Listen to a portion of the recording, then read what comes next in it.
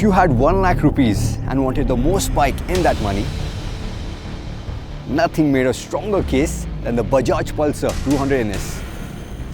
Liquid-cooled 4-valve engine pumping out the best in-class 23 horses, housed in a perimeter frame, offer you the best handling capabilities ever seen on a Pulsar, and it has continued to rule the reign until now. Because 4 years later, it has to contend with this.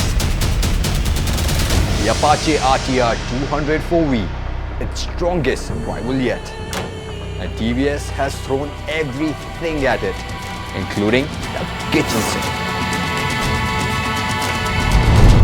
Here's what the head-to-head comparison looks like.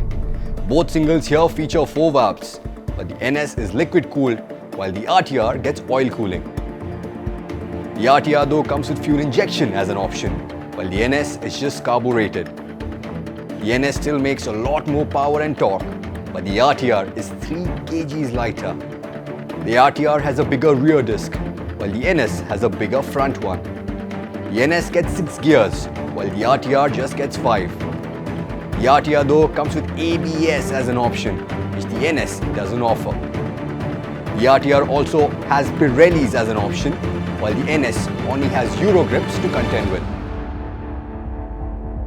So with ABS, fuel injection and Pirelli tires, the RTR definitely wins the bragging rights here in terms of equipment. Does it have enough juice to beat the NS, the old-fashioned sprint to 100? Let's find out. The NS makes the most of its 23 horses to set a 0 to 60 time of 3.7 seconds and 0 to 100 in 10.5 seconds. Its closely stacked gear ratios and with its maximum torque kicking in a whole 1000 RPMs earlier sees the RTR beat the NS 260 by a whisker, when the race to 100 loses to the NS by almost a second. The RTR fuel injected on the other hand matches the NS to 60 in 3.7 seconds and goes from 0 to 100 in 10.9 seconds. So its 6th gear and more power up top sees the NS win the top speed battle by a mile, clocking a true top speed of 132 km an hour. The RTR in comparison registers a true top speed of only 123 km per hour. We kind of saw this coming, didn't we? What I want to know is which one takes to the corners better. Both bikes come short with monoshock. The NS is the first Pulsar to have a perimeter frame, whereas the RTR has persisted with its straddle chassis, although now it has been stiffened for better agility. It also has bigger, fatter forks now. So who will come up on top? There's only one way to find out.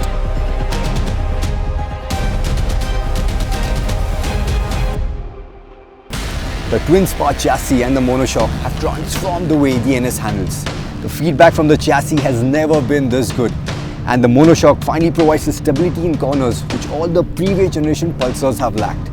In terms of braking, I've always loved the way the NS brakes. Although it can do with a little more initial bite up front, the feel is fantastic, and I think with stickier tires, the braking performance will be even better.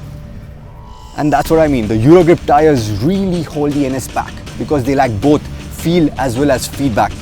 Also, the fork setup is really soft, which makes the front really flighty at higher speeds.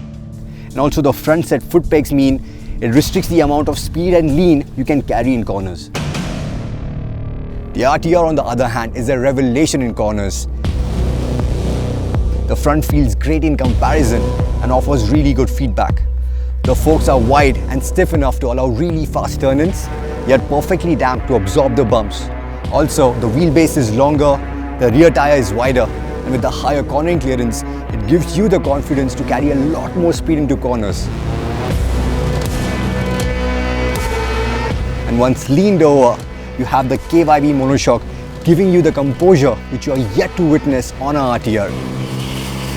I was a little skeptical about this tire combination with the Pirelli Sport Demons at the front and the Angel GT at the back, but to be fair, they work pretty well and allow you to exploit the true potential of the RTR. What it does need though is better braking performance, because the brakes lack the bite to match the new cornering prowess of the RTR. Although it does come with ABS as an option which you can bank on, which the NS doesn't offer. The NS though fights back when it comes to highway cruising. Its higher power output liquid cooling and 6 gear, offering you higher cruising speeds than the RTR. The RTR though claws back the advantage in terms of engine refinement. The oil cooling really going a long way in keeping a tab on the vibes which have always been present on previous generation RTRs.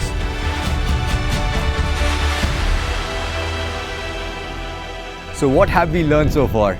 That there is very little to choose between these two motorcycles when we talk performance and also how you define performance. The NS will still quench your thirst for power, whereas the RTR is the new weapon of choice in this segment for decimating corners.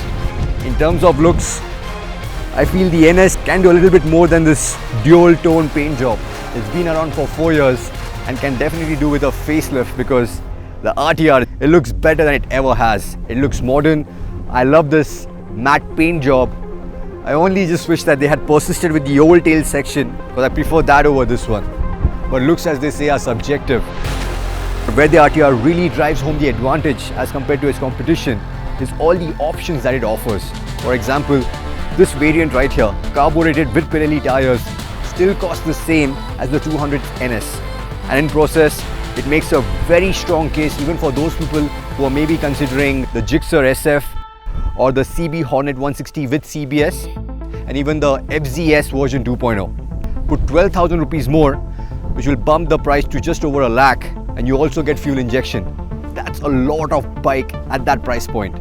Plus, add 10,000 more and you also get ABS, dual channel ABS. In fact, the RTR is the only bike in this segment to offer you that. This is where TVS have really hit the nail bang on its head. Question is, can we expect a counterpunch from Bajaj, especially with the much rumored 200 NS FI variant and the 150 NS in the pipeline waiting to be unleashed? We wait in anticipation.